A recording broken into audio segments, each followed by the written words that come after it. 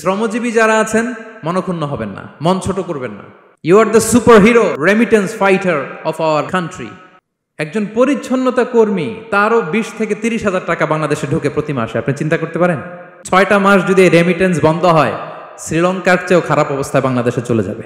এটা আল্লাহর পক্ষ থেকে একটা স্পেশাল রাহমা, মার্সি এন্ড ব্লেসিংস, যা আমাদের রিজিকের তাগিদায় সারা বিশ্বে যে কাজ করতে হয়, আমরা কাজ করি আর দেশে টাকা পাঠাই, আর সচল থাকে আমার দেশের অর্থনীতির চাকা। আলহামদুলিল্লাহ পড়েন। সো বাংলাদেশের গভর্নমেন্টকে আমি বিনীত অনুরোধ জানাবো, শ্রম মন্ত্রণালয়কে অনুরোধ জানাবো, এয়ারপোর্ট অথরিটিকে অনুরোধ জানাবো, আমার শ্রমজীবী ভাইদের সাথে ভালো আচরণ করুন, তাদের সাথে কোঅপারেট করুন। বিশেষ করে যতগুলো দূতাবাস আছে, আমার শ্রমজীবী ভাইদের যে কোনো কাজকে অগ্রাধিকার ভিত্তিতে আপনারা সার্ভিস দিন। তারা ভালো থাকলে ভালো থাকবে বাংলাদেশ। আসসালামু আলাইকুম ওয়া রাহমাতুল্লাহি তাআলা ওয়া বারাকাতুহু।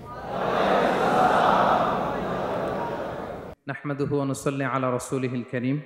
أما بعد فأعوذ بالله من الشيطان الرجيم بسم الله الرحمن الرحيم يا أيها الإنسان إنك كادح إلى ربك كدحا فملاقيه صدق الله العظيم رب اشرح لي صدري ويسر لي أمري واحلل عقدة من لساني يفقه قولي।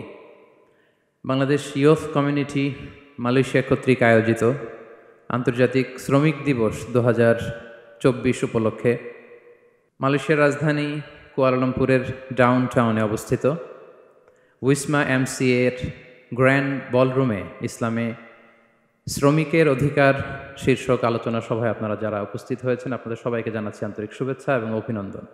আহলান ওয়া সাহলান ওয়া মারহাবান বিকুম ফি হাদাল লিকা আত-তাইয়িব আল মুবারাক। আলহামদুলিল্লাহ, আমরা অত্যন্ত সৌভাগ্যবান যে আমরা এমন একটা ধর্ম পেয়েছি যে ধর্মটা মজলুমকে নিয়ে কথা বলে। The vulnerable people of the society, সমাজে যারা মজলুম, অসহায়, যাদের কথা কেউ বলে না, তাদের অধিকার নিয়ে ইসলাম কথা বলে। আলহামদুলিল্লাহ পড়েন। ইসলাম শ্রমিকের অধিকার নিয়ে কথা বলে, লেবার রাইটস নিয়ে ইসলাম কথা বলে, ইসলাম উইমেন রাইটস নিয়ে কথা বলে, নারী অধিকার নিয়ে কথা বলে, ইসলাম হিউম্যান রাইটস নিয়ে কথা বলে, ইসলাম মানবাধিকার নিয়ে কথা বলে, ইসলাম অ্যানিমাল রাইটস নিয়ে কথা বলে, প্রাণী অধিকার নিয়ে কথা বলে। আল্লাহু আকবার। আপনি চাইলেই একটা প্রাণীকে আঘাত করতে পারবেন না। আমাদের দেশে এটা খুব বাজে একটা কালচার। কুকুর একটা দেখলেই আমরা কি করি? হয় ঢিল ছড়ি, না একটা লাথি মারি। কিছুই করে নাই আপনাকে, পাশ দিয়ে যাচ্ছে, দেখলেই কি ঢিল মারে, লাথি মারে। আরো অনেক জঘন্য জঘন্য কাজ আমরা করি। তাহলে যারাই যেখানে বিপন্ন, মানবতা যেখানে বিপন্ন, সেখানেই ইসলাম হাজির হয়েছে। আলহামদুলিল্লাহ।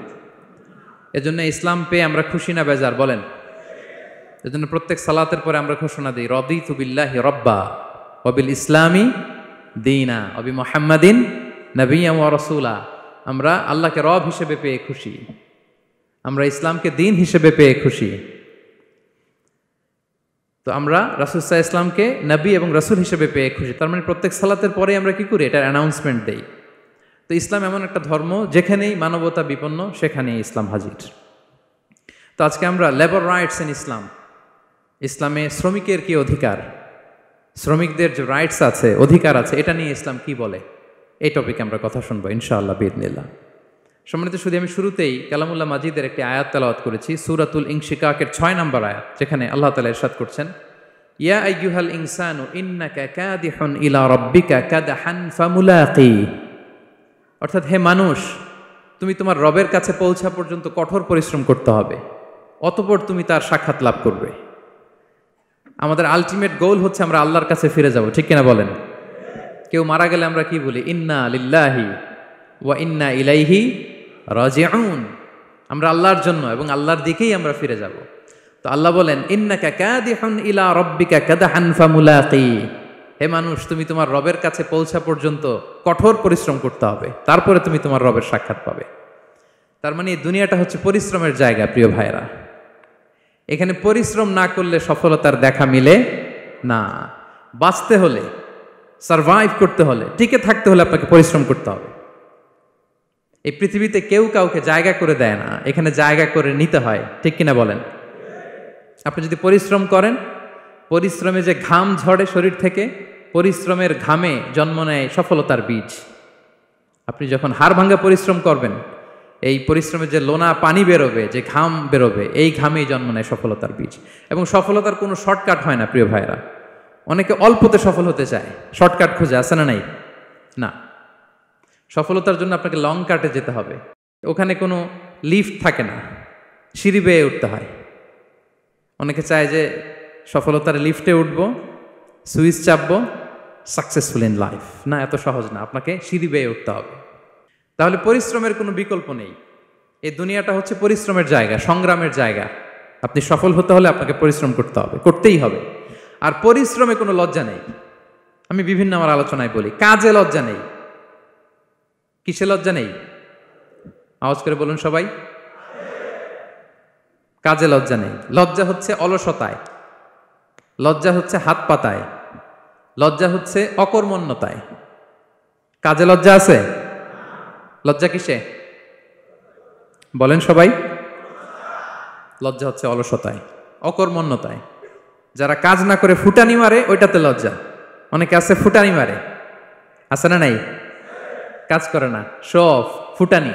এই ফুটানিতে লজ্জা, কিন্তু পরিশ্রমে কোনো লজ্জা নেই। এজন্য আল্লাহ তাআলা বললেন, ইয়া আইয়ুহাল ইনসান ইন্নাকা কাদিহুন ইলা রাব্বিকা কাদহান ফামুলাকি। হে মানুষ, তোমার রবের কাছে পৌঁছা পর্যন্ত তোমাকে পরিশ্রম করতে হবে, হাড় ভাঙা পরিশ্রম করে আমার কাছে আসতে হবে, তবেই সফলতা মিলবে। অন্য আয়াতে আল্লাহ তাআলা বলছেন, লাকাদ খলাকনাল ইনসানা ফি কাবাদ।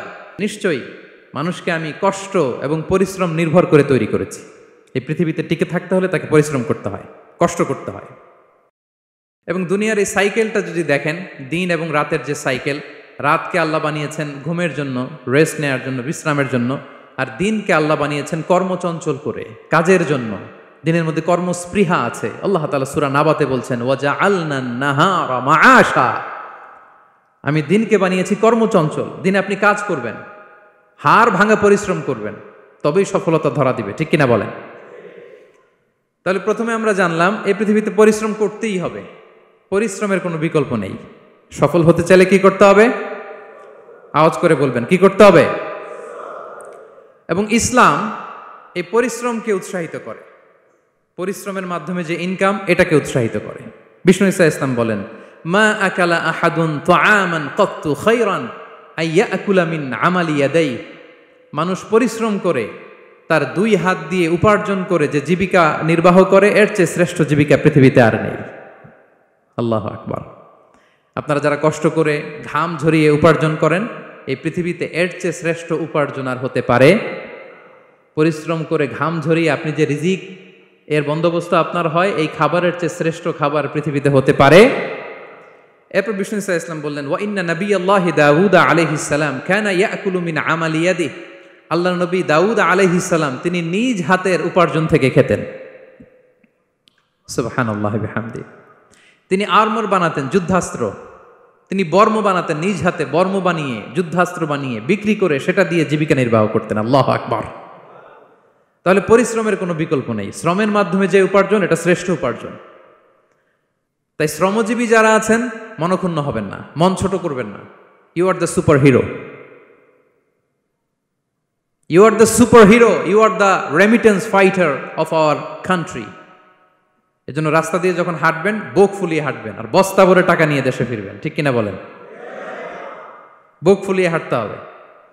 এজন্য আমি আমার প্রিয় মাতৃভূমি বাংলাদেশের গভর্নমেন্টকে অনুরোধ করব, আমাদের শ্রমজীবী ভাইদের যাতে সুবিধা হয়, এই ব্যবস্থা আপনাদের করতে হবে। বিনীত অনুরোধ রাখবো। শ্রম মন্ত্রণালয়ে যারা দায়িত্বে আছেন, স্পেশালি তাদেরকে রিকোয়েস্ট করব, আমাদের শ্রমজীবী ভাইদের যেন কোনো কষ্ট না হয়, কারণ তাদের পাঠানো রেমিটেন্সে সচল থাকে আমার দেশের অর্থনীতির চাকা। তারা ভালো থাকলে ভালো থাকবে বাংলাদেশ। Very simple. ঠিক কিনা বলেন? আমার যে ভাইটা পরিচ্ছন্নতা কর্মী, রাস্তা ক্লিন করে, এয়ারপোর্টে ওয়াশরুম ক্লিন করে, একজন পরিচ্ছন্নতা কর্মী, তারও 20 থেকে 30 হাজার টাকা বাংলাদেশে ঢোকে প্রতি মাসে। আপনি চিন্তা করতে পারেন? হ্যাঁ, 6টা মাস যদি রেমিটেন্স বন্ধ হয়, শ্রীলঙ্কার চেয়েও খারাপ অবস্থায় বাংলাদেশে চলে যাবে। Just only 6 months. ভয়ঙ্কর অবস্থা হবে বাংলাদেশের। এটা আল্লাহর পক্ষ থেকে একটা স্পেশাল রাহমা, মার্সি এন্ড ব্লেসিংস, যে আমাদের রিজিকের তাগিদায় সারা বিশ্বে যে কাজ করতে হয়, আমরা কাজ করি আর দেশে টাকা পাঠাই, আর সচল থাকে আমার দেশের অর্থনীতির চাকা। আলহামদুলিল্লাহ পড়েন। সো বাংলাদেশের গভর্নমেন্টকে আমি বিনীত অনুরোধ জানাবো, শ্রম মন্ত্রণালয়কে অনুরোধ জানাবো, এয়ারপোর্ট অথরিটিকে অনুরোধ জানাবো, আমার শ্রমজীবী ভাইদের সাথে ভালো আচরণ করুন। তাদের সাথে কোঅপারেট করুন। বিশেষ করে যতগুলো দূতাবাস আছে সারা বিশ্বে, বাংলাদেশের যে মিশনগুলো, দূতাবাসগুলো, আমার শ্রমজীবী ভাইদের যে কোনো কাজকে অগ্রাধিকার ভিত্তিতে আপনারা সার্ভিস দিন। এটা দিতেই হবে, ঠিক কিনা বলেন? তারা ভালো থাকলে ভালো থাকবে বাংলাদেশ। তো এই জন্য শ্রমের কোনো বিকল্প নাই। নিজ হাতে উপার্জিত অর্থ, নিজ হাতে উপার্জিত কামাই, এটা শ্রেষ্ঠ কামাই। তো আলহামদুলিল্লাহ আজকের অডিয়েন্সের মধ্যে শ্রমজীবী ভাইয়েরা বেশি, আলহামদুলিল্লাহ পড়েন। এটা আমাদের সৌভাগ্য। এই যে বাংলাদেশে এখন চাকরি নাই, চাকরির বাজার মন্দা, মাস্টার্স পাশ করে বেকার টোটো কোম্পানির ম্যানেজার, এরকম আছে না নাই? তার বিপরীতে আল্লাহ তাআলা আপনাদেরকে মালয়েশিয়া নিয়ে আসছে। প্রতি মাসে আপনি টাকা পাঠান, আলহামদুলিল্লাহ। আপনি বাংলাদেশের যে উন্নয়ন, বাংলাদেশের যে ডেভেলপমেন্ট, এই যে স্মার্ট বাংলাদেশ বলে বলে মন্ত্রীরা মুখে ফেনা তুলে ফেলে, এটার গর্বিত অংশীদার আপনি, ঠিক কিনা বলেন? আপনি গর্বিত অংশীদার। You are the contributor, you are the real contributor. আপনার অবদানে বাংলাদেশ আজকে সচল, আলহামদুলিল্লাহ। সো মন ছোট করার কোনো সুযোগ নেই। নিজ হাতে উপার্জিত কামাই, এটা পৃথিবীর শ্রেষ্ঠ কামাই, আলহামদুলিল্লাহ। পরিশ্রমের মাধ্যমে যে উপার্জন, এটাকে ইসলাম আমাদেরকে উৎসাহিত করে। শুধু নামাজ, রোজা, জিকির এগুলো নিয়ে ইসলাম আমাদেরকে পড়ে থাকতে বলেনি। কোরআনিক অর্ডার হচ্ছে আপনার নামাজ শেষ, আপনি বেরিয়ে পড়বেন, কাজে বেরিয়ে যাবেন। ফাইদা কুদিয়াতিস সালাতু ফান্তাশিরু ফিল আরদি ওয়াবতাগু মিন ফাদলিল্লাহ। বিধানটা কার বলুন?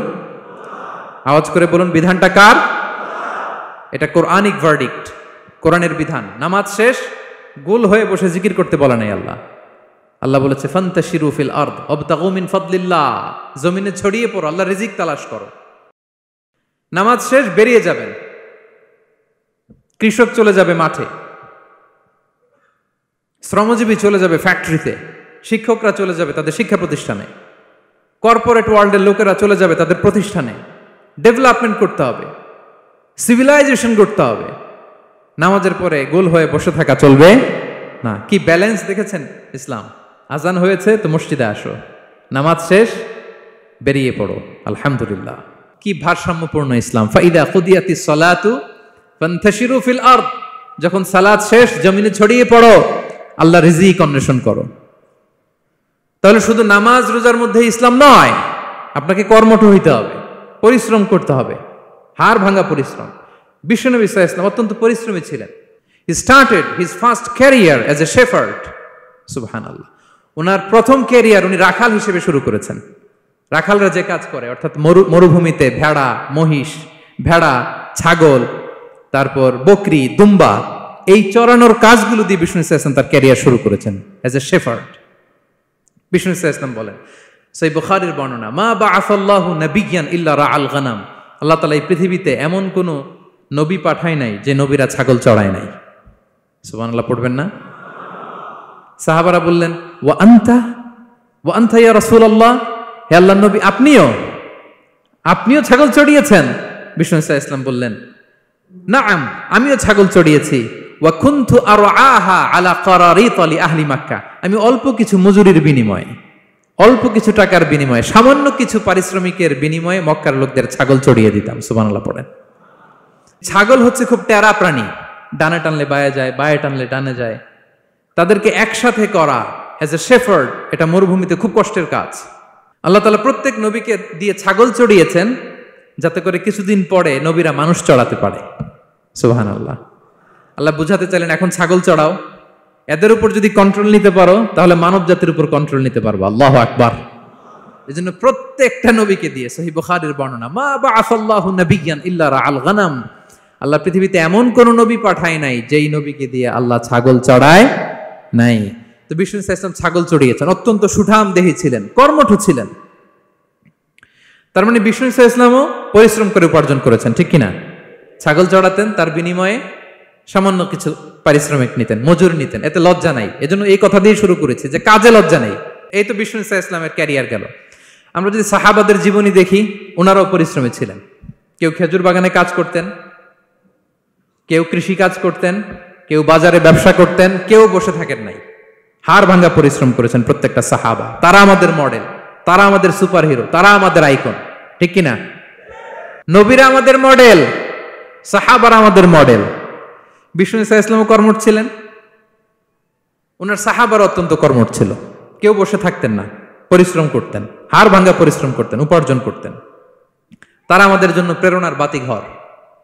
অনেক সাহাবাদের বায়োগ্রাফি থেকে আপনাদেরকে ঘটনা শেয়ার করা যাবে। আমি একজন সাহাবার জীবনী শোনাবো আপনাদেরকে। আব্দুর রহমান ইবনে আউফ রাদিয়াল্লাহু তাআলা আনহু।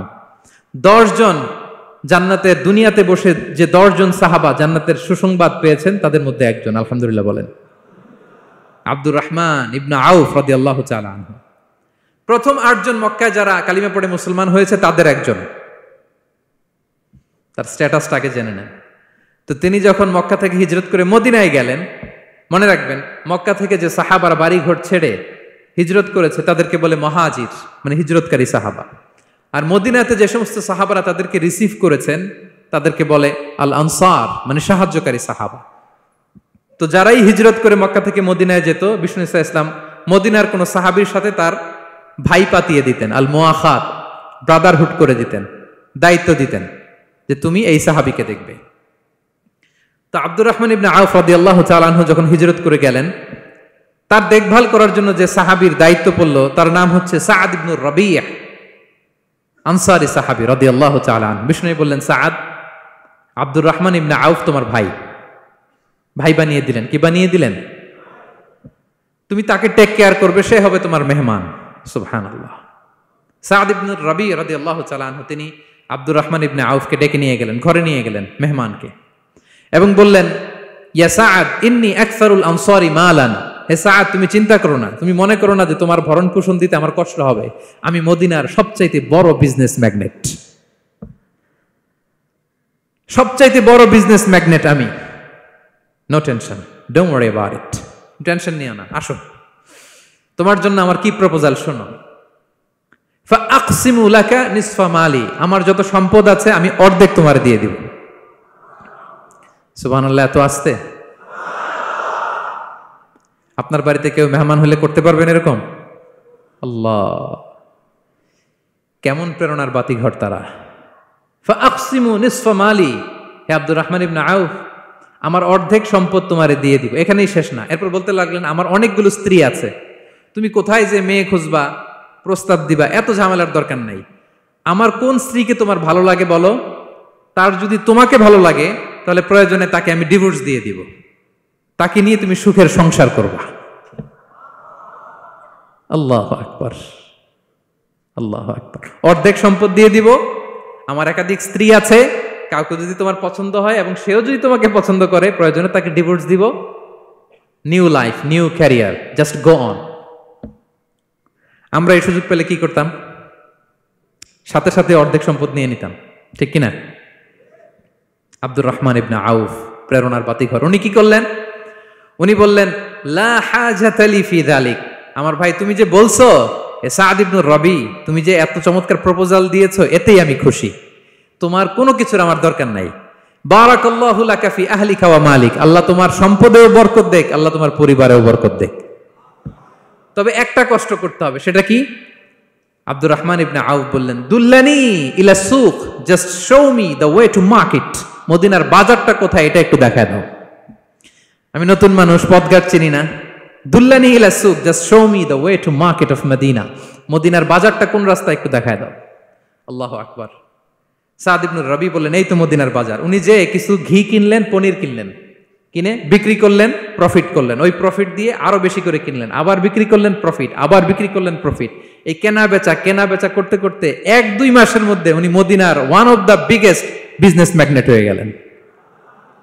আল্লাহু আকবার। কি হাড় ভাঙ্গা পরিশ্রমই না তারা করেছেন। একেবারে রেডি ক্যারিয়ার ছিল, গেলাম সবচেয়ে বড় বিজনেসম্যানের অর্ধেক সম্পত্তি পেয়ে গেলাম। He didn't accept the ready career, rather he made his own path with his own endeavor. নিজের চেষ্টায়, নিজের পরিশ্রমে, নিজের ঘাম ঝরিয়ে নিজের ক্যারিয়ার তৈরি করেছেন। চিল্লায় বলেন ঠিক কিনা? This is the biography of Abdur Rahman ইবনে আউফ রাদিয়াল্লাহু তাআলা আনহু। সাহাবারা কতটা পরিশ্রম করেছেন, তার মানে বিশ্বনবী পরিশ্রমী ছিলেন, সাহাবারা পরিশ্রমী ছিলেন। এবং বিষ্ণু ইসলাম পরিশ্রম করতে বলতেন সবাইকে, হাত পাততে নিষেধ করতেন, কারণ দারিদ্রতা বড্ড ভয়ঙ্কর। দারিদ্রতা যার আসে সে বুঝে। বাংলা একটা কথা আছে, অভাব যখন দরজায় এসে দাঁড়ায়, ভালোবাসা তখন সবার মুখস্থ, দেখছেন? অভাব যখন দরজায় এসে দাঁড়ায়, ভালোবাসা তখন জানলা দিয়ে পালায়। দারিদ্রতা ঈমান কেড়ে নেয়। আপনি পার্বত্য চট্টগ্রামের অবস্থা জানেন?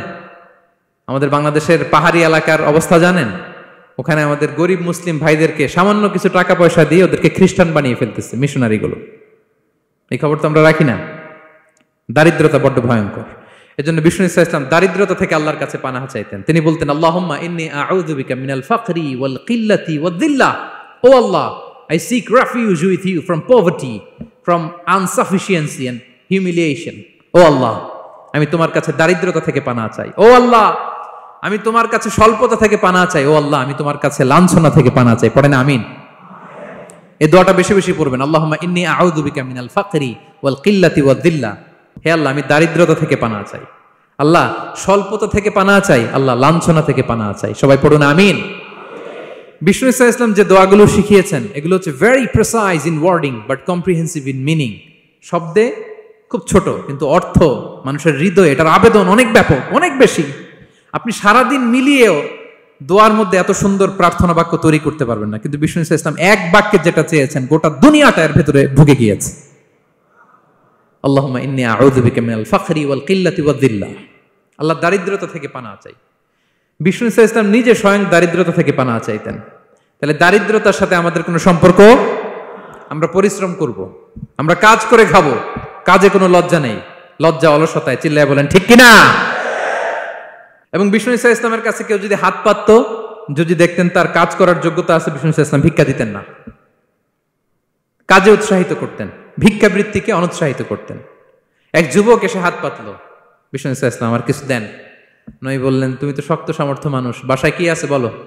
সে বলে, আমার বাড়িতে একটা পানি খাওয়ার জগ আছে আর একটা চাদর আছে। বিষ্ণু ইসা ইসলাম বললেন, নিয়ে আস। সে নিয়ে আস। এবার বিষ্ণু ইসা ইসলাম চাদর আর জগ দুইটা নিয়ে সাহাবাদেরকে বললেন, মাইয়াশতারি হাযাইন, কে কিনবে? অকশন চিনেন? অকশন, অকশনে কি করে? নিলামে দাম তোলে না? তো রাসূল সাল্লাল্লাহু আলাইহি ওয়াসাল্লাম তার চাদর আর জগটা নিলামে তুললেন। এই কে কিনবে? মাইয়াশতারি হাযাইন, মাইয়াশতারি হাযাইন। একজন বলল, ফাকালা রাজুল আনা আখিযুহুমা বিদিরহাম, ইয়া রাসূলুল্লাহ, আমি 1 দিরহামে কিনবো। কয় দিরহাম? বিষ্ণু বললেন, 1 দিরহাম, 1 দিরহাম, 1 দিরহাম। মানে এর চেয়ে কেউ বাড়াবে কিনা? মাইয়াজিদু আলা যালিক, এর চেয়ে বাড়ায় দিবা কে? আরেক সাহাবী বলল, ইয়া রাসূলুল্লাহ, আমি 2 দিরহামে কিনবো। 2 দিরহাম, 2 দিরহাম, 2 দিরহাম, আর বাড়ে না। বিষ্ণু সাল্লাল্লাহু আলাইহি ওয়াসাল্লাম তার কাছে 2 দিরহাম দিয়ে বিক্রি করে দিলেন।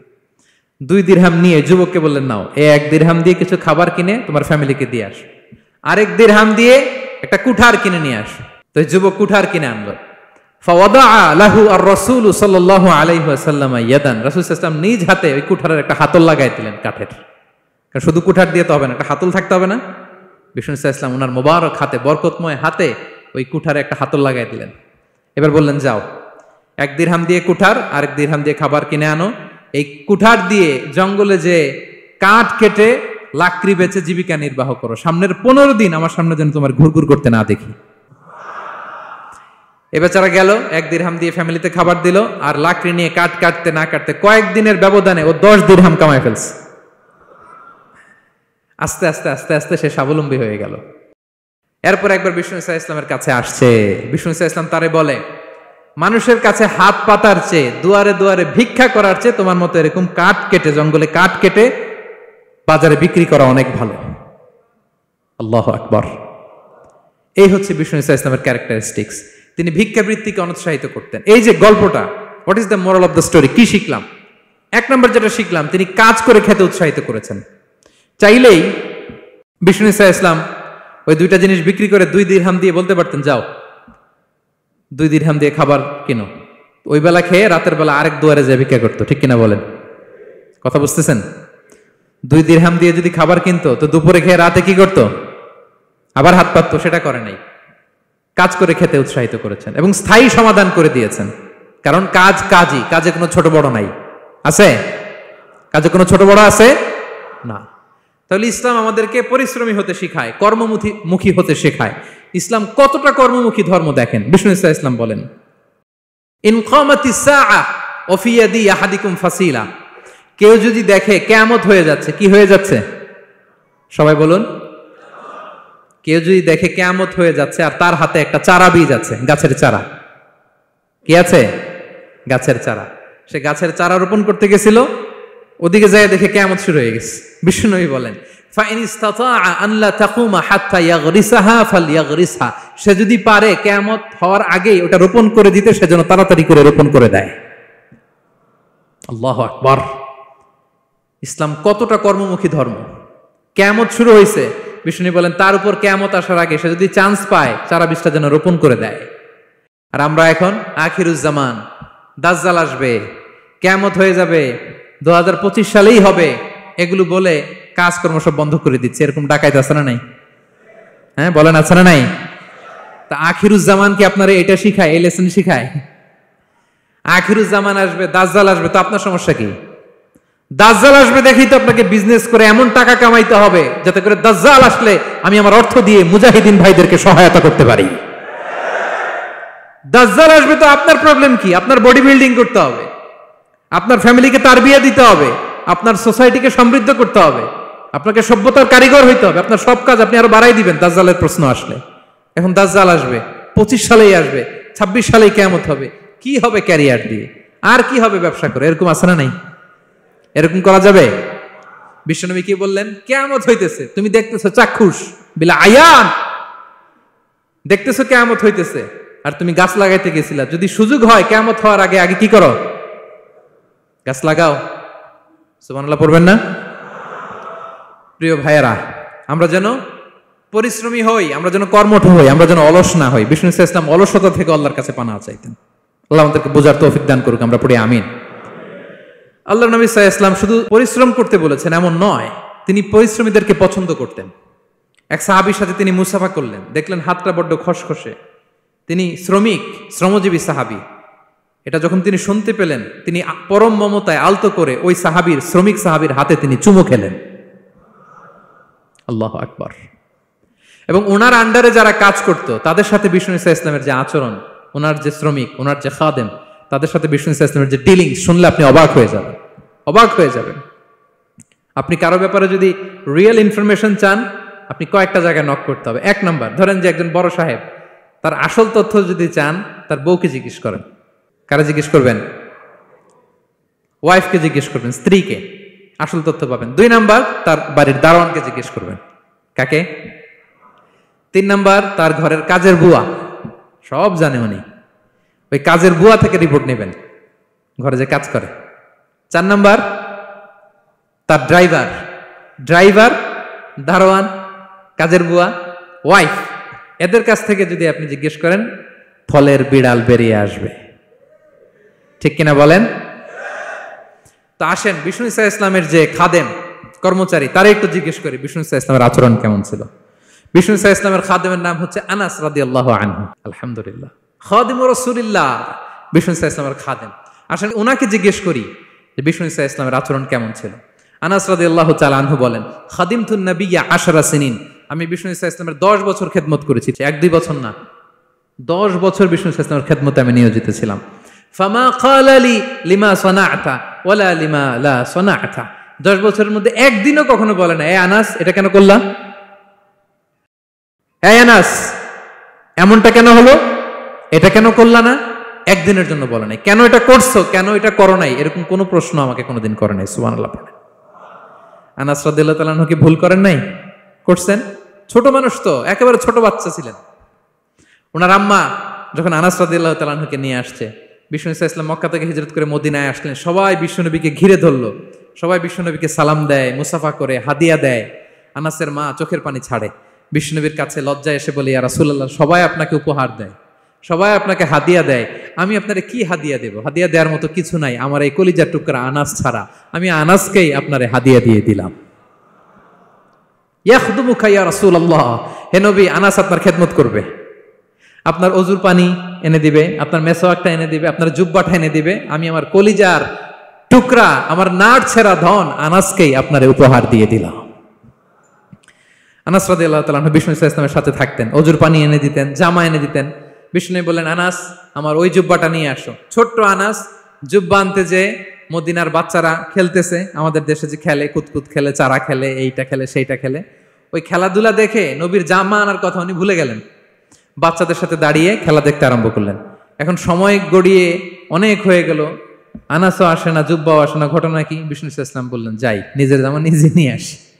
তো বের হলেন, যে দেখে সর্বনাশ, আনাসকে পাঠাইছি জুব্বা আনতে, আনাস দেখিয়ে দিকে খেলার মধ্যে মগ্ন হয়ে আছে। বিষ্ণু ইসলাম কিছুই বললেন না, চুপ করে যে উনিও আনাসের পিছনে এভাবে দাঁড়িয়ে রইলেন, কিছুই বলে না। তো আনাস খেলা একবার এদিকে দেখে, একবার ওদিকে দেখে, একবার এদিকে ঘুরতে ঘুরতে হঠাৎ দেখে পিছনে কে? স্বয়ং বিশ্বনবী। আল্লাহ, বিশ্বনবীর দেখে তো আনাস রাদিয়াল্লাহু তাআলার কলিজাটা এখানে চলে আসছে ভয়। হায় হায়, আজকে খবর আছে। হায় হায়, আমার না যুদ্ধ আনতে বলছিল, আমি কি কাজ করলাম? ভয়ে আটকে উঠছে। বিষ্ণু ইসলাম ধমক দেয় নাই, পিট্টি দেয় নাই, কিছু করে নাই, শুধু একটা মুচকি হাসি দিয়েছে। আনাস রাদিয়াল্লাহু তাআলা আনহু বলে, বিশ্বনবীর সেই দিনের মুচকি হাসির শাসন মৃত্যুর আগ পর্যন্ত আমাকে সোজা রাস্তায় রেখেছে, আর ডানে বায়ে করি নাই কোনোদিন। তার মানে শাসন করতে জানলে ব্যাত মারা লাগে না, শাসন করতে জানলে গায়ে হাত তোলা লাগে না, শাসন করতে জানলে মুচকি হাসি দিয়েও শাসন করা যায়, ঠিক কিনা বলেন? বিশ্বনবীর মুচকি হাসির শাসন আনাস রাদিয়াল্লাহু তাআলা আনহুকে আজীবন সোজা রাস্তা রেখেছে। তাহলে শ্রমজীবীদেরকে বিষ্ণু ইসলাম কতটা সম্মান করতেন, শ্রদ্ধা করতেন, ভালোবাসতেন, বুঝতে পারছেন সবাই? প্রিয় ভাইয়েরা, লেবার রাইটস ইন ইসলাম, ইসলামে শ্রমিকের অধিকার। শ্রমিকদেরকে ইসলাম কমপক্ষে 7টা অধিকার দিয়েছে। কয়টা? 1 নাম্বার, ইসলাম একজন শ্রমিককে প্রথম যে অধিকারটা দিয়েছে সেটা হচ্ছে কাজ শেষে, শ্রম শেষে তার পারিশ্রমিকের অধিকার, মজুরি পাওয়ার অধিকার, কাজ শেষে বেতন পাওয়ার অধিকার। কাজ করেছেন তো আপনি বেতন পাবেন, এটা আপনার অধিকার। বেতন বা পারিশ্রমিক এটা একটা কর্মজীবীর অধিকার। আপনার কোম্পানির মালিক যে আপনার বেতন দেয়, এটা কি দয়া করে? করুণা? তো এটা যদি করুণা হয়, সে যে আপনার কাজ করে দেয়, এটাও তো করুণা, এটা তো আর বড় করুণা, কি বলেন? আপনি যে স্যালারি পে করেন, এটা যদি করুণা হয়, সে যে পরিশ্রম করে, সে তো আর বড় করুণা করে আপনারে, তার কারণে তো আপনার কোম্পানি টিকে আছে, ঠিক কিনা বলেন? তাহলে এটা করুণা নয়, এটা শ্রমিকের অধিকার। এবং বিশ্বনবী সাল্লাল্লাহু আলাইহি ওয়াসাল্লামের সেই ঐতিহাসিক বাণী, তিনি বলেছেন, আতুল আজীরা আজরাহু ক্বাবলা আন ইয়াজিফা আরাকু, ঘাম শুকিয়ে যাওয়ার আগে শ্রমিককে তার পারিশ্রমিক বুঝিয়ে দাও। সুবহানাল্লাহ, বিশ্বনবীর ঐতিহাসিক বাণী। এখন জাতিসংঘ আমাদেরকে শিখায় যে শ্রমিকের মজুরি দিতে হবে, অন টাইমে দিতে হবে, স্যালারি দিতে হবে, এই করতে হবে, সেই করতে হবে। মানবাধিকারের কর্মীরা আমাদেরকে শিখায়, তারা শিখানোর 1500 বছর আগে বিশ্বনবী সাল্লাল্লাহু আলাইহি ওয়াসাল্লামের ঐতিহাসিক বাণী, তিনি বলেছেন, আতুল আজীরা আজরাহু ক্বাবলা আন ইয়াজিফা আরাকু, শ্রমিকের ঘাম শুকাবার আগে তার মজুরি পেমেন্ট করে দাও। সুবহানাল্লাহ ওয়া বিহামদিহি। ঘাম শুকিয়ে যাওয়ার আগে মানে অন টাইম, দ্রুততম সময়ে শ্রমিককে তার মজুরি দিয়ে দাও, তার বেতন দিয়ে দাও। যারা শ্রমিককে তার পারিশ্রমিক অন টাইমে দেয় না, স্যালারি অন টাইমে পে করে না, টালবাহানা করে, গরিমসি করে, তাদের ব্যাপারে বিষ্ণু সাল্লাল্লাহু আলাইহি ওয়াসাল্লাম কি বলেন? বিষ্ণু বলেন, 3 শ্রেণীর ব্যক্তি, সালাসাতুন আনা খাসমুহুম ইয়াউমাল কিয়ামা, 3 শ্রেণীর ব্যক্তির বিরুদ্ধে আমি বিশ্বনবী কিয়ামতের দিন আল্লাহর কাঠগড়ায় মামলা দায়ের করব।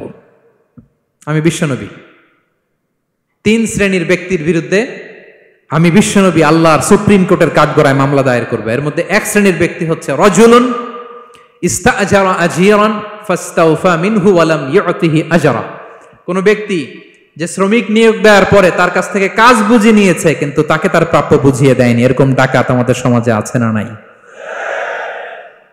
কাজ ঠিকই বুঝে নিছে কিন্তু তার প্রাপ্যটা বুঝিয়ে দেয়। বিশ্বনবী বলেন তার বিরুদ্ধে আমি মামলা দায়ের করব। প্রিয় ভাইরা, বুঝে থাকলে উত্তর দেন। বিশ্বনবী যার বিরুদ্ধে মামলা দায়ের করবে তার জান্নাত তো একেবারে ডাইরেক্ট, তাই না? হ্যাঁ, সুন্দর বলছে একজন, তার কোনো জামিন নাই, ঠিক কিনা বলেন? বিশ্বনবী যার বিরুদ্ধে মামলা দায়ের করেছে তার জান্নাতে যাওয়া তো দূর কি বাত, সে জান্নাতের ঘ্রাণও তার নাকে ঢুকবে না, চিল্লায় বলেন ঠিক কিনা? এই জন্য খবরদার, শ্রমিককে তার শ্রম নেয়ার পরে তার পারিশ্রমিক দিয়ে দেন, তার ঘাম শুকিয়ে যাওয়ার আগে, মানে অন টাইম। এটা নিয়ে কোনো টালবাহানা করা যাবে তা নাহলে বিশ্বনবী তার বিরুদ্ধে মামলা দায়ের করবে। তার মানে 1 নম্বর অধিকার বুঝে পাইছেন? আপনি যে কাজ করেন, কাজের বিনিময়ে যে পারিশ্রমিক পান, যে স্যালারি পান, এটা আপনার অধিকার। এটা করুণা নয়, এটা অনুকম্প নয়, এটা কোনো দয়া নয়, ইটস ইউর রাইট, এটা আপনার অধিকার। আওয়াজ করে বলুন তো, গলা ফুলিয়ে, এটা আপনার কি? 2 নাম্বার, একটা শ্রমিককে ইসলাম যে অধিকার দেয় সেটা হচ্ছে চুক্তি মাফিক সকল সুযোগ সুবিধা প্রাপ্তির অধিকার। অর্থাৎ একজন এমপ্লয়ার যখন তার এমপ্লয়িকে নিয়োগ করে, একটা এমপ্লয়মেন্ট কন্ট্রাক্ট থাকে না? এমপ্লয়মেন্ট কন্ট্রাক্ট বুঝেন তো? একটা চুক্তিপত্র থাকে, এখানে ফিক্স করা থাকে ওয়ার্কিং আওয়ার্স, কয় ঘন্টা আপনি কাজ করবেন, আপনার জব স্পেসিফিকেশন, কি করবেন কি করবেন না, আপনার স্যালারির ব্যাপারে থাকে, কত স্যালারি দিবে, কখন দিবে, আবার আপনি ওভার টাইম করলে এক্সট্রা পে করবে, আপনি রেগুলার কাজ করলে ঘন্টায় per hour 20 ringgit, overtime করলে 40 রিঙ্গিট। তারপর আপনি কখন ব্রেক নেবেন, একটা ব্রেক থাকে না যে এই টাইমে একটা ব্রেক দিতে হবে, এগুলো মিউচুয়াল আন্ডারস্ট্যান্ডিং এ এমপ্লয়মেন্ট কন্ট্রাক্টে থাকে। আপনি হলিডে কখন করবেন, ছুটি থাকতে হবে। টানা 7 দিন কাজ করানো যাবে বলেন? না, আন্তর্জাতিকভাবে এটা নিষিদ্ধ। টানা 7 দিন কোনো কাজ নাই, একদিন তার হলিডে থাকতে হবে, তার অ্যানুয়াল লিভ থাকতে হবে। Right to rest and leisure, বিশ্রামের একটা সময় লাগবে। এই যে 1 মে আন্তর্জাতিক শ্রমিক দিবস, এটা শুরু হয়েছে কিভাবে? ইউনাইটেড স্টেটস অফ আমেরিকার শিকাগোতে 1986 সালে এই কাজের বিরুদ্ধেই তারা আন্দোলন করেছিল। টানা 7 দিন তাদেরকে দিয়ে গাদার মতো খাটানি খাটাতো, দাসের মতো তাদের সাথে আচরণ করা হতো। তারা আন্দোলন শুরু করেছিল, 8 জনকে গুলি করে নিহত করা হয়েছিল। সেখান থেকে এই মে দিবস। কিন্তু বিষ্ণু ঈসা ইসলাম 1500 বছর আগে এই শ্রমিকদের অধিকারের ব্যাপারে সোচ্চার ছিলেন। আলহামদুলিল্লাহ বলেন। তাহলে right to rest and leisure, UDHR, universal declaration for human rights, এগুলো সব নির্ধারিত আছে। তার মানে একজন শ্রমিকের 2 নম্বর অধিকার হচ্ছে চুক্তি অনুযায়ী সকল সুযোগ সুবিধা প্রাপ্তির অধিকার। আপনার চুক্তি করছেন, আপনি এটা এটা দিবেন, কিন্তু কাজের পরে আপনি ফ্যাসিলিটি দিচ্ছেন না, এটা করা যাবে বলেন? করা যাবে? আল্লাহর কোরআন কি বলছে শুনুন। আল্লাহর কোরআন বলে, ইয়া আইয়ুহাল্লাযীনা আমানু আউফু বিল উকুদ, O you who believe fulfil your contract, ও বিশ্বাসীরা তোমরা তোমাদের চুক্তি পূর্ণ করো। ও আউফু বিল আহদি ইন্নাল আহদা কানা মাসউলা, তোমরা যে কমিটমেন্ট করেছো, যে কন্ট্রাক্ট করেছো, এই চুক্তি তোমরা পূর্ণ করো। তা না হলে কিয়ামতের কঠিন ময়দানে এই চুক্তির ব্যাপারে, কন্ট্রাক্টের ব্যাপারে, এই এগ্রিমেন্টের ব্যাপারে আপনারা জিজ্ঞেস করবে কে? তাহলে যা চুক্তি করেছেন সুযোগ সুবিধা, তাই আপনাকে দিতে হবে। মালিক ভাইয়েরা মনে থাকবে তো নাকি? এগ্রিমেন্টে যা যা বলেছেন, যা যা লিখে সিগনেচার করেছেন, তাই আপনাকে দিতে হবে। আদেশটা কার? সবাই বলুন। আপনি মন চাইলে হায়ার করবেন, এরপরের দিন ফায়ার করবেন, এরকম করা যাবে? হ্যাঁ, চাইলে হায়ার ফায়ার, মন যা চায় তা করবেন, এটা করা চলবে না। তাহলে 2টা অধিকার গেল। 3 নম্বর, একজন শ্রমিককে ইসলাম যে অধিকার দিয়েছে সেটা হচ্ছে সুন্দর আচরণ পাবার অধিকার। তিনি আপনার ফ্যাক্টরির ওয়ার্কার, আপনার স্টাফ, এজন্য যা মনে চায় তা আচরণ করবেন, দাসের মতো আচরণ করবেন। এটা করা যাবে? আওয়াজ করে বলেন, করা যাবে? বিষ্ণু ঈসা ইসলাম ইন্তেকালের আগে পুরা উম্মাকে 2টা বিষয় ওসিয়ত করেছেন। আওয়াজ করে বলুন তো কয়টা? 1 নম্বর হচ্ছে নামাজ। 1 নম্বর কি? আসসালাত। আসসালাত, রুহু বের হওয়ার আগে, ইন্তেকালের আগে বিষ্ণু বলেন আসসালাত, আসসালাত, নামাজ, নামাজ। উম্মতেরা নামাজের ব্যাপারে সতর্ক হও। 2 নম্বর তিনি বলেছেন ওয়ামা মালাকাত আইমানুকুম, তোমাদের অধীনস্থ যারা আছে তাদের ব্যাপারে সচেষ্ট হও, তাদের প্রতি সদয় হও, তাদের সাথে খারাপ আচরণ করো না। এটা কখন বলছেন? জুমার খুতবার সময়, সাহাবীদের সাথে গল্প করার সময়, বিবিদের সাথে আলোচনার সময়। কখন? Just right before his death. এখনই রুহু বেরোবে, ইন্তেকালের আগে তিনি বলেছেন উম্মতেরা আসসালাত, নামাজ, উম্মতেরা ওমা মালাকাত আইমানুকুম, তোমাদের কর্মচারীদের সাথে খারাপ আচরণ করো না। তাহলে 3 নম্বর হচ্ছে শ্রমিকদের সুন্দর আচরণ পাবার অধিকার, তাদের সাথে খারাপ আচরণ করা যাবে না। বিষ্ণু ঈসা ইসলাম শ্রমিকদের রাইটস, অধিকারের ব্যাপারে এতটা সোচ্চার ছিলেন, বিদায় হজের মতো, বিদায় হজের যে বাণী, যে ভাষণ, এই ঐতিহাসিক ভাষণেও বাদ যায়নি শ্রমজীবীদের কথা। সুবহানাল্লাহ পড়েন। বিদায় হজের ভাষণে বিষ্ণু বলেছেন আরিকাকুম, আরিকাকুম আতইমুহুম মিম্মা তাকুলুন ওয়াকসুহুম মিম্মা তালবাসুন। খবরদার ও আমার উম্মতেরা, এই ভাষণের পরে আর বড় কোনো ভাষণ আমার পক্ষ থেকে তোমরা পাবে না। তোমাদের কর্মজীবী, তোমাদের শ্রমিক, তোমাদের ওয়ার্কার, তোমাদের স্টাফদের ব্যাপারে সাবধান থাকো। তোমরা যা খাবে তাদেরও তা খাওয়াবে, তোমরা যা পড়বে তাদেরও তা পড়তে দিবে, তাদের প্রতি তোমরা সদয় হবে। বিদায় হজের বাণী তো বিষ্ণু ঈসা ইসলাম আপনাদের কথা ভুলে নাই। আলহামদুলিল্লাহ পড়েন। কি রহমতের নবী ছিলেন, কি মায়ার নবী ছিলেন। শ্রমজীবীদেরকে বিষ্ণু ঈসা ইসলাম এতটা ভালোবাসতেন। তাহলে 3 নম্বর যে অধিকার ইসলাম একজন শ্রমিককে দেয় সেটা হচ্ছে সুন্দর আচরণ পাবার অধিকার। দেখবেন যে মালিক বা যে এমপ্লয়ার ভালো আচরণ করে, সব শ্রমিককে তাকে ভালোবাসে, তার জন্য দোয়া করে। আপনি মালিক হয়ে অসুস্থ, দেখবেন আপনার ওয়ার্কার গুলো জায়নামাজ বিছিয়ে সেজদায় পড়ে আপনার জন্য কাঁদে। এরকম আছে না নাই? মালিক হলে তো এরকম মালিক হইতে হবে, এমপ্লয়ার হলে তো এরকম হওয়া চাই, ঠিক কিনা বলেন? তাহলে আমরা শ্রমজীবীদের সাথে ভালো আচরণ করব, পারা যাবে তো ইনশাআল্লাহ? ইনশাআল্লাহ। 4 নাম্বার, কর্মক্ষেত্রে নিরাপত্তার অধিকার। শ্রমজীবী ভাইদের যে ওয়ার্ক প্লেস আছে সেখানে তাদের নিরাপত্তা থাকতে হবে, সেফটি মেজারমেন্ট থাকতে হবে। অনেক জায়গায় দেখি আয়রন ফ্যাক্টরিগুলোতে যারা কাজ করে, আল্লাহু আকবার, আপনারা ভিডিও ক্লিপসে দেখবেন যে কি ভয়ঙ্কর সেখানকার অবস্থা, ডিহাইড্রেশনে এক একজন অসুস্থ হয়ে যায়। সেখানে তাদের পর্যাপ্ত পানির ব্যবস্থা নাই, এটা নাই সেটা নাই। এমন এমন ফ্যাক্টরিতে আমাদের অনেক ভাইরা কাজ করে, কেমিক্যাল ফ্যাক্টরি, মাস্কও নাই। এরকম ডাকাইতে আছে না নাই? কেমিক্যাল ফ্যাক্টরিতে যারা কাজ করবে এদেরকে মাস্ক দিতে হবে, এদেরকে হ্যান্ড গ্লাভস দিতে হবে। নির্মাণ শ্রমিক যারা আছে তাদেরকে হেলমেট দিতে হবে। প্রত্যেকটা ফ্যাক্টরিতে ফায়ার এক্সটিংগুইশার লাগবে, আগুন লাগলে অগ্নি নির্বাপক যে যন্ত্র, এগুলোর দরকার আছে না নাই বলেন? গাদার মতো ঢোকার জায়গা নাই, বেরোয়ার জায়গা নাই, সেফ এন্ট্রি নাই, সেফ এক্সিট নাই। হাজার হাজার মানুষ কাজ করে, আগুন লাগলে সব পুড়ে ছাই। এরকম হয় না? প্রিয় ভাইরা বলেন, আওয়াজ করে বলেন, হয় না এরকম? অহরহ আমরা দেখি বাংলাদেশ। অগ্নি নির্বাপক যন্ত্র নাই, না, এটা করা যাবে না। আগুন লাগলে কিভাবে আপনি আগুন নেভাবেন, কিভাবে তাদের সেফটি সিকিউরিটি এনশিওর করবেন, এগুলো সব আগে থেকে নির্ধারণ থাকতে হবে। তাহলে 4 নাম্বার হচ্ছে নিরাপত্তা অ্যাজ এ এমপ্লয়ার, এটা আপনাকে এনশিওর করতে হবে। 5 নাম্বারে সাধ্যের বাইরে কোনো কাজে বাধ্য না করার অধিকার। সাধ্যের বাইরে কিছু আপনি তার উপর চাপিয়ে দিতে পারবেন, এমন হেভি ওয়ার্কলোড দিতে পারবেন না যেটা তার শরীরে কুলায় না। এরকম ডাকাইতেছে যে পারে না, তারপরও তার উপর কাজ চাপিয়ে দেয়, আছে না নাই বলেন? বলেন। ওয়ার্কারের স্বাস্থ্যহানি হয়, অঙ্গহানি হয়, এবং এমন ছোট ছোট বাচ্চাদের দিয়ে কাজ করায়, শিশু শ্রম, এটা তো আইনত দণ্ডনীয় অপরাধ, এটা করা যাবে না। এগ্রিমেন্টে, চুক্তিতে আপনি যা করাবেন, যেভাবে করাবেন, যা চান সার্ভিস, ওইটাই করাইতে হবে। এবং আল্লাহর বিধান এটা, লা ইউকাল্লিফুল্লাহু নাফসান ইল্লা উসআহা, আল্লাহ সাধ্যের বাইরে বান্দার উপরও কোনো কিছু চাপিয়ে দেয় না। এটা samely applicable to the worker. বিষ্ণু ইসলাম বলেন, ওয়ালা ইউকাল্লাফু মিনাল আমালি ইল্লা মা ইউতিক, সাধ্যের বাইরে কোন ওয়ার্কারকে অতিরিক্ত কোনো কাজ চাপিয়ে দেয়া যাবে না।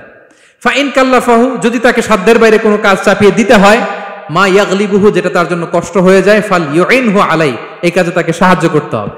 মালিক হয়ে আপনার হাত লাগাতে হবে, অথবা এক্সট্রা ম্যান পাওয়ার নিতে হবে, ওয়ার্কফোর্স নিতে হবে। সুবহানাল্লাহ পড়েন। বিশ্বনবী মনে হচ্ছে যেন বর্তমান যে এই যে হাজার হাজার ফ্যাক্টরি, এই কলকারখানা, এই ওয়ার্কারদের দুর্দশাগুলো দেখে দেখে পয়েন্টে পয়েন্টে ধরে ধরে কথা বলেছেন। আল্লাহু আকবার। যদি সাধ্যের বাইরে কিছু চাপিয়ে দিতে হয় তাহলে তাকে সহায়তা করতে হবে। তাহলে 5 নাম্বার শ্রমিকের অধিকার হচ্ছে সাধ্যের বাইরে কোনো কাজে বাধ্য না করার অধিকার। আপনি বাধ্য করতে পারবেন না। কটা গেল? 5টা। মাশাআল্লাহ, খুব মনোযোগী শ্রোতা। 6 নম্বরে শ্রমিকের উপর আল্লাহ যা যা ফরজ করেছেন তা আদায়ের অধিকার দিতে হবে আপনাকে। সালাতের সময় হলে তাকে নামাজ পড়তে দিতে হবে। নন মুসলিম হলে এটা ভিন্ন ইস্যু, তখন আপনি চেষ্টা করবেন একটা মুসলিম কোম্পানিতে যাওয়ার, মুসলিম মালিকের আন্ডারে যাওয়ার, অথবা তাদেরকে সবাই মিলে অ্যাপ্লিকেশন করে বুঝাবেন যে সামান্য ফরজ নামাজটুকু পড়ার অনুমতি, পারমিশন আমরা চাই।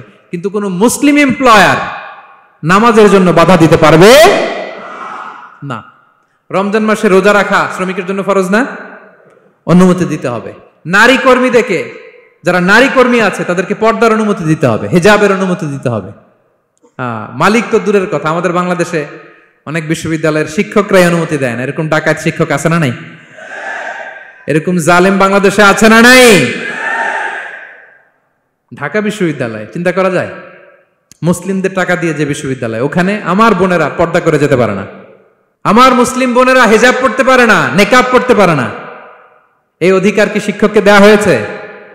কথা বলেন না, never. You never can do that.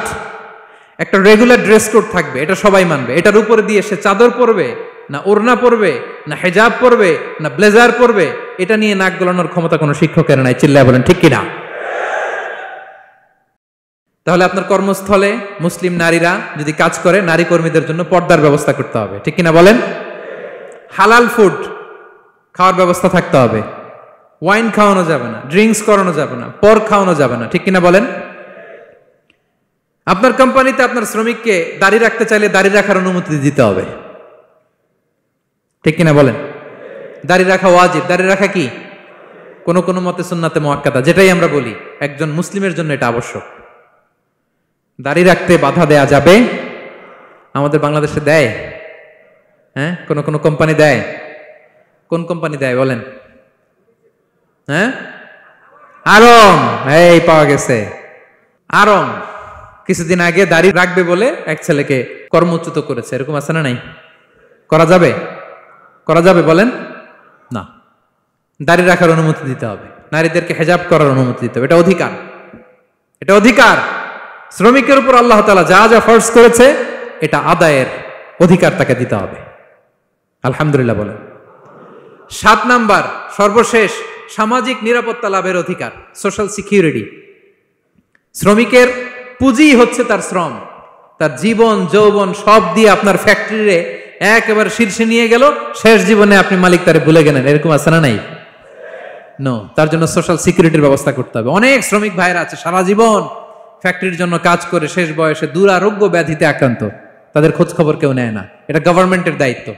Government fund থেকে, কোম্পানির ফান্ড থেকে, অথবা কোনো যাকাত ফান্ড থেকে, অথবা কোনো এন্ডাওমেন্ট ফান্ড থেকে, অর্থাৎ ওয়াকাফের ফান্ড থেকে তাদের সোশ্যাল সিকিউরিটির ব্যবস্থা করতে হবে। সামাজিক নিরাপত্তা দরকার আছে না নাই বলেন?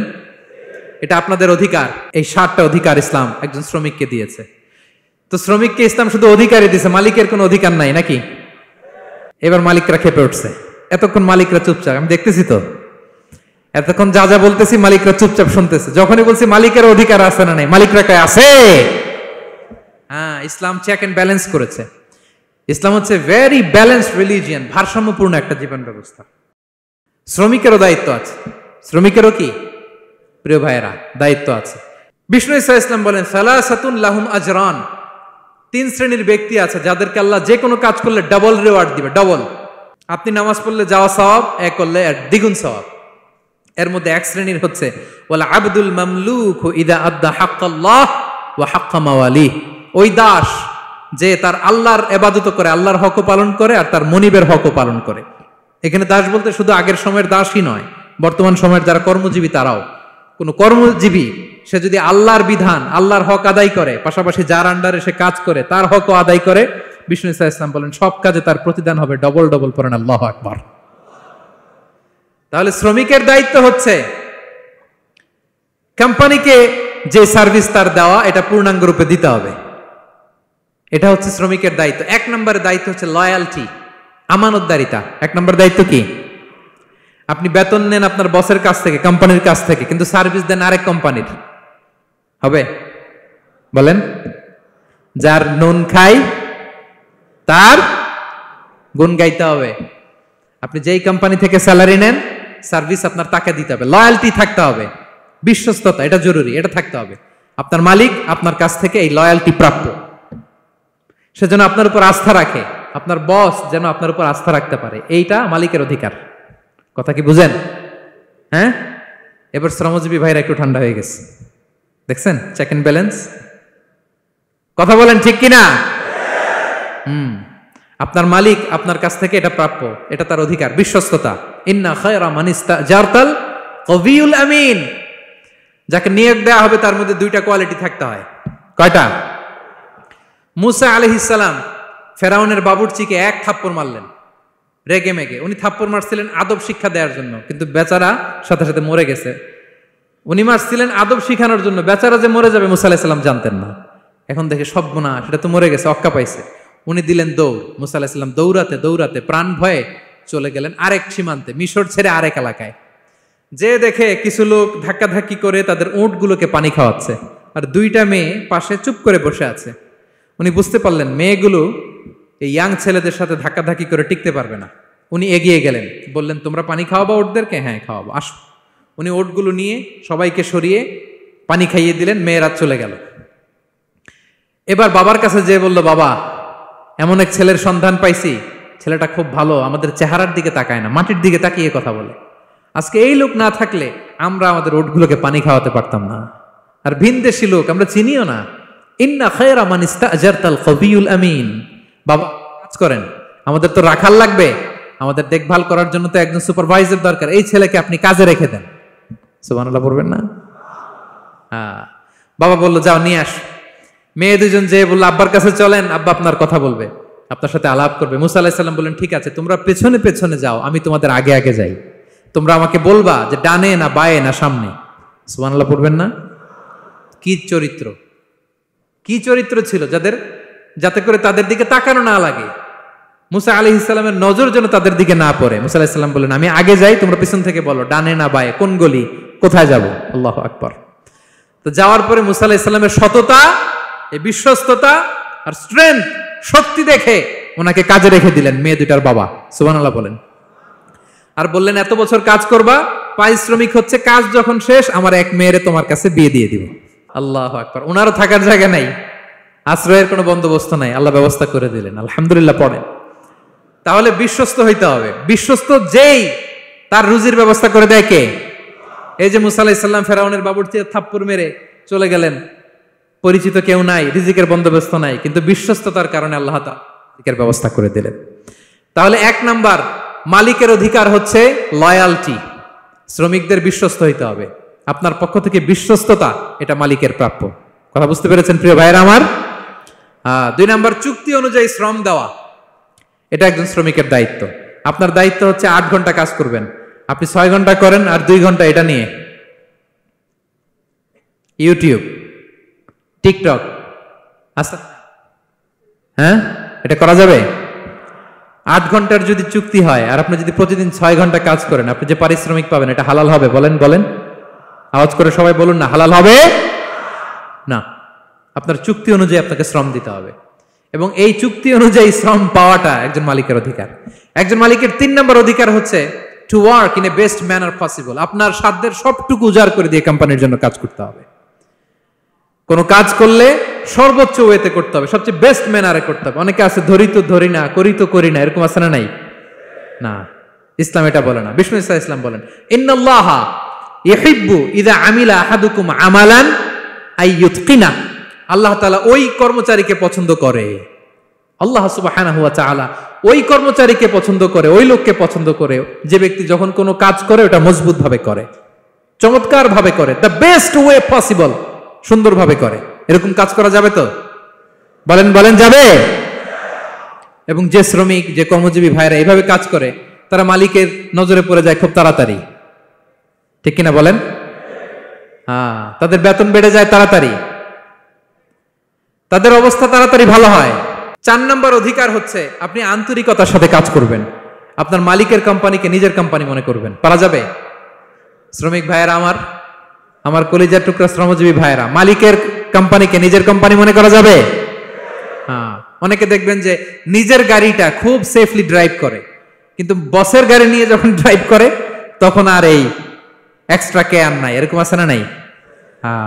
নিজের জিনিস খুব দেখে শুনে রাখে, কিন্তু কোম্পানির জিনিস যখন ইউজ করে ওইখানে সেই দেখভাল তার নাই। এরকম আছে না? নাই। এরকম করবেন আপনারা না। আপনি যে কোম্পানিতে কাজ করেন এটা নিজের কোম্পানি, ওইটার উত্তর সাকসেস, সফলতার জন্য আপনাকে আন্তরিক হইতে হবে। তাহলে এই 4টা অধিকার আল্লাহ তাআলা প্রত্যেকটা মালিককে দিয়েছে। তাহলে চেক এন্ড ব্যালেন্স হয়েছে? কথা কি সবাই বুঝতে পারছেন? আলহামদুলিল্লাহ। পড়েন। পুরো আলোচনার সামারি বলি 1 মিনিটে। 1 number lesson, take away message সাথে করে নিয়ে যাবেন, যেটা শুরুতে বলেছিলাম। 1 নাম্বার কথা হচ্ছে সফলতার জন্য পরিশ্রমের কোনো বিকল্প নেই। হাড় ভাঙা পরিশ্রম করতে হবে আমাদের ক্যারিয়ারের জন্য, আমাদের ব্যবসার জন্য, আমার চাকরির জন্য আমাদের হাড় ভাঙা পরিশ্রম করতে হবে। কারণ শ্রমে কোনো লজ্জা নেই, পরিশ্রমে কোনো লজ্জা নেই, ঠিক কিনা বলেন? লজ্জা কিসে? অলসতায়। আমরা অলস হব না, অকর্মণ্য হব না, হাত পাতবো না, আমরা পরিশ্রম করে খাবো। 2 নাম্বার কথা, নবীগণ এবং সাহাবাগণ অত্যন্ত পরিশ্রমী ছিলেন, কর্মঠ ছিলেন, তারা আমাদের আইকন, আমরাও পরিশ্রমী হব। ইসলাম শ্রমিকের ব্যাপারে, শ্রমিকের অধিকারের ব্যাপারে এত জোরালো বক্তব্য দিয়েছে, পৃথিবীর কোনো ধর্ম এভাবে দেয় নাই, ঠিক কিনা? আমরা যারা মালিক আছি, আমরা যেন আমাদের অধীনস্থ শ্রমজীবীদের প্রতি সদয় হই, তাদের অধিকার আদায়ের জন্য আমরা সচেষ্ট হই। আর আমরা যারা শ্রমিক আছি, কর্মজীবী আছি, আমরা আমাদের মালিকের কোম্পানিকে যেন নিজের কোম্পানি মনে করি, আন্তরিকতার সাথে, লয়ালটির সাথে যেন আমরা কাজ করি। আল্লাহ তাআলা আমাদের কাজে, কর্মে, পরিশ্রমে, ক্যারিয়ারে, চাকরিতে, ব্যবসায় ভরপুর বারাকা দান করুক। আওয়াজ করে পড়ুন আমিন। হাযা মা ইনদি ওয়াল ইলমু ইনদাল্লাহ আলাইহি তাওয়াক্কালতু ওয়া ইলাইহি উনীব। ওয়াসসালামু আলাইকুম ওয়া রাহমাতুল্লাহি তাআলা ওয়া বারাকাতুহু।